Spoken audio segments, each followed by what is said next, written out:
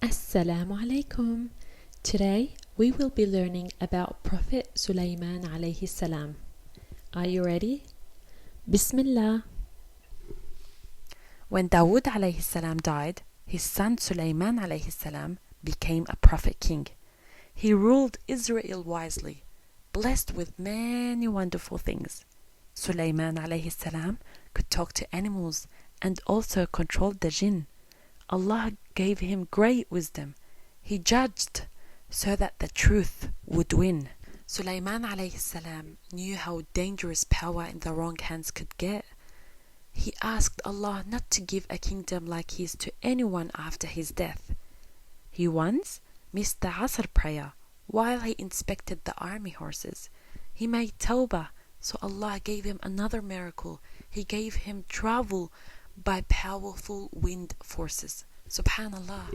From 100 wives, he hoped to have 100 warrior sons. He forgot to say Insha'Allah, and instead he ended up with none. Wise King Suleiman alayhi salam always made tawbah, hoping to be forgiven. He thanked Allah for his gifts, grateful for what he was given. Suleiman's jinn workers were punished by fire if they didn't obey. They made great buildings like the Baytul Maqdis in clever ways. His jinn workers dived in seas and dug mines for metal. They made lakes, weapons, and huge pots to feed the poor. Suleiman alayhi salam had a strong army of men, jinn, and animals lined in rows. His army also had a hudhud, bird, who searched where water flows. Once Suleiman alayhi salam got angry when the hudhud bird wasn't around. It flew back from a queen's land where sun worship was found. Astaghfirullah. He sent the hudhud with a letter, hoping to guide Queen Bilqis right. She gathered her wisest leaders to decide whether to give up or fight.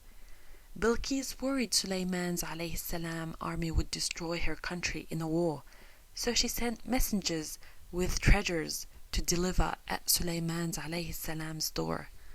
Suleiman alayhi salam didn't need any gifts, but wanted to guide to Allah's way. He advised all of Saba people to become Muslim or face defeat that day. Suleiman alayhi salam heard an ant warning others of his army not to crush ants dead. He smiled, amazed at Allah's gifts, and gratefully thanked him instead. Deciding to visit Suleiman alayhi salam's palace, Queen Bilqis began to think. Before she came, a jinn brought her throne to Suleiman alayhi salam in just a blink. In just a blink of eye, he was able to bring the throne. The queen was welcomed as Suleiman alayhi salam told her about Allah's deen. Testing. He asked if the throne was hers. She said exactly it seemed.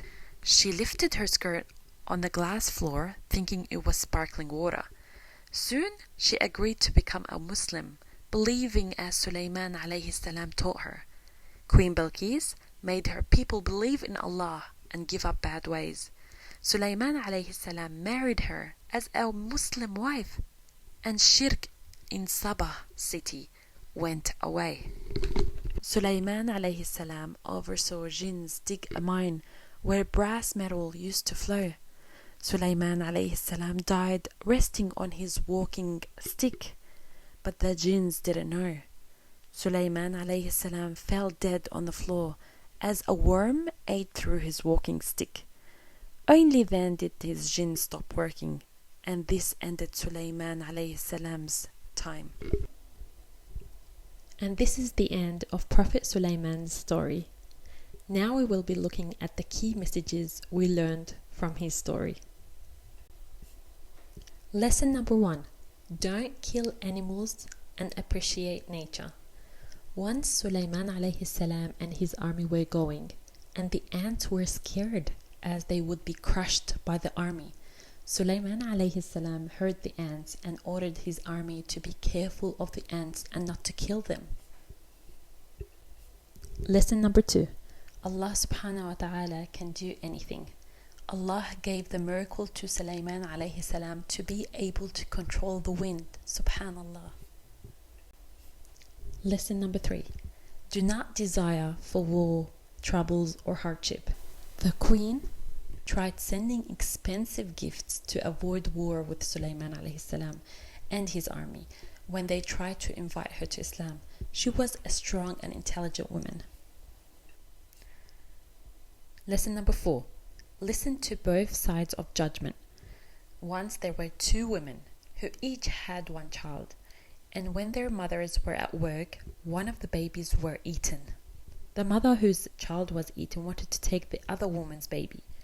So they decided to solve their conflict and to go to Suleiman to get judgment. And he listened to both parties to give a fair judgment.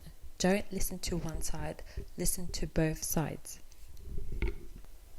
Let's keep these key messages in our mind, and I'll see you soon in the next story, inshallah. Assalamu alaikum.